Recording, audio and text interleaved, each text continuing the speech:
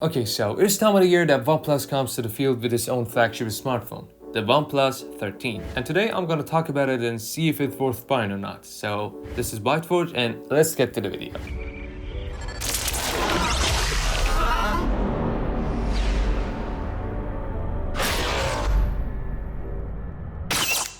So the OnePlus 12 was a great phone. It had a crazy camera and a nice battery that could last all the day. But the question is that can OnePlus 13 be better this year, and can we see the OG OnePlus coming back?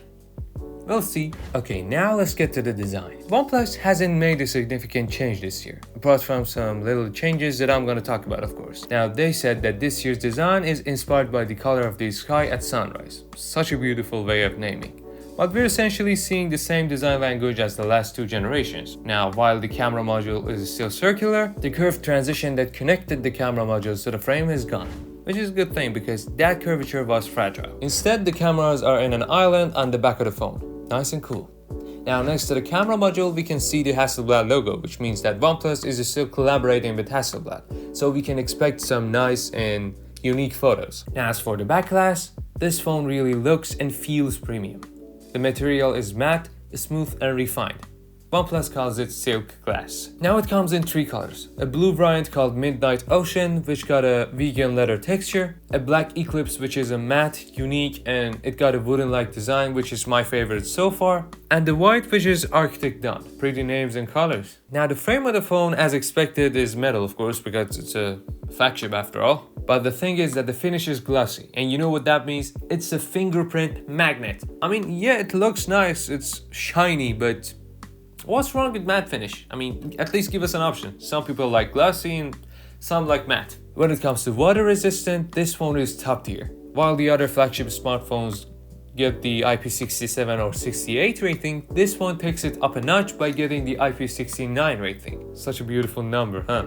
So what does the IP69 mean? Imagine you're eating soup and the soup spills all over your phone. With IP69, you don't have to worry because your phone stays unharmed. This is a big upgrade from the OnePlus 12 because it had the IP65. You know, I can say that water resistant is one of the standout features of this phone's design. Okay, now let's talk about the displays. OnePlus 13 is genuinely impressive in terms of display. The bezels are thinner than the 12. It's less curved and the quality is excellent. There's nothing much to complain about here. Now, we're looking at a 6.8-inch 2K 80 LTPO BOEX2's OLED display. You might be wondering, what the hell did I even just said? The 80, to put it simply, means that each pixel got 8 transistors, which results in a sharper image quality. LTPO is straightforward.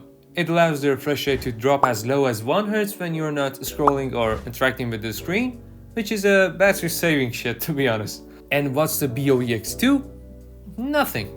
BOE is a Chinese display manufacturer and the X2 is a specific variant of their panel. It's not at the level that you compare it to, say, the Galaxy S24 Ultra or the iPhone 16 Pro Max and you'd be wowed to say, wow, what a display, I've never seen anything like this. No. It's the same, nothing better. Oh, and one more thing. The brightness is the same as last generation, 4500 nits, which is crazy and which means that you'll have no issues using it outdoors. Alright, yo, now let's get to the cameras. Now, the OnePlus 13 features a triple camera setup in the back. A 50 megapixel wide camera, a 50 megapixel ultra wide camera, and a 50 megapixel 3x telephoto camera. There is no periscope lens this year, but the pictures that you take from the phone are as stunning as the last generations. Or even better. Who knows? The images are sharp, detailed and vibrant. The telephoto lens performs impressively too. As you can see in the sample shots, it captures fine details and separates the subject from the background beautifully. However, at higher zoom levels, you'll lose some detail. That's expected since there is no periscope lens this year. And as for the macro shots, nah. I mean, it's not good, not bad either.